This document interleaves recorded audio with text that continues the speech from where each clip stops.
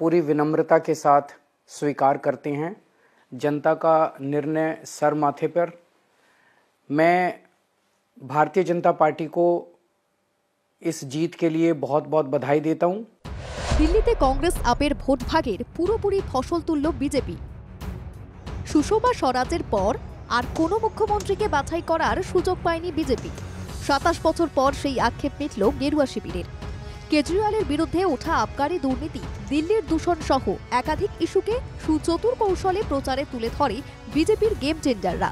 মহিলা ভোটের মতোই পূর্ব ভারতের মানুষদের কাছে টানার জন্য সাংগঠনিক স্তরে খুঁটি সাজায়। কংগ্রেস আপের সংখ্যালঘু ভোট কাটাকাটি আর ভোটের হার ৬২% কাছে থাকায় পরিবর্তনের হাওয়া প্রবল হয়।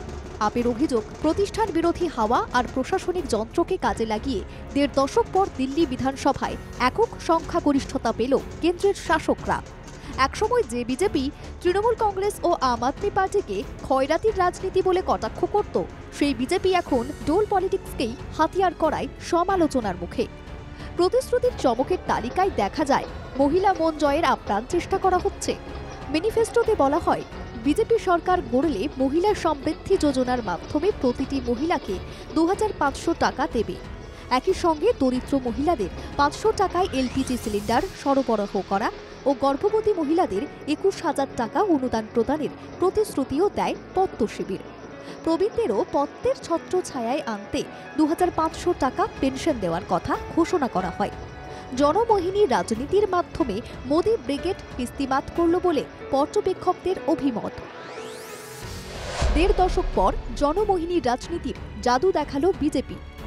কংগ্রেস আপের ভোট ভাগাভাগির ফসল তুলল ডাবল ইঞ্জিনের কারিগররা।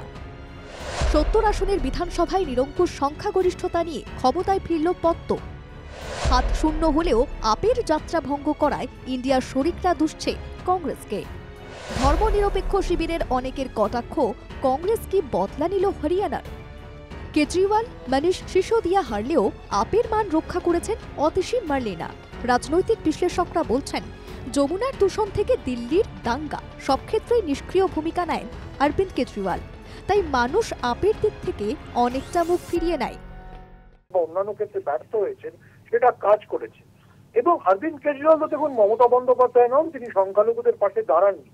দিল্লির মানে দাঙ্গার পরে যেসব এলাকা ক্ষতিগ্রস্ত হয়েছিল, প্রচারে অরবিন্দ কেজরিওয়াল প্রায় সেখানে যাননি।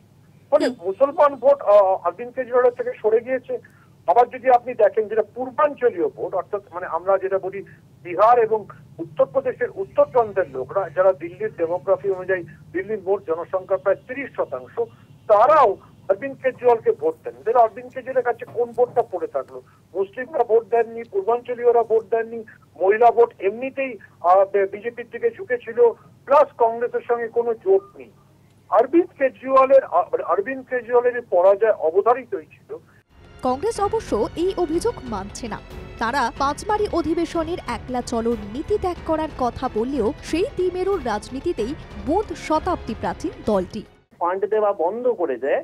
দিল্লিতে পরিশ্রুত পানীয় জল দেওয়ার ক্ষমতাও কেজরিওয়ালের নেই, এবং তারপর কেজরিওয়ালের জেল এবং ইত্যাদি, এগুলোর ফলে দিল্লিতে আম আদমি পার্টির এরকম শোচনীয় পরাজয় হয়েছে। এটা হচ্ছে একদম রাজনৈতিক বিশ্লেষণ।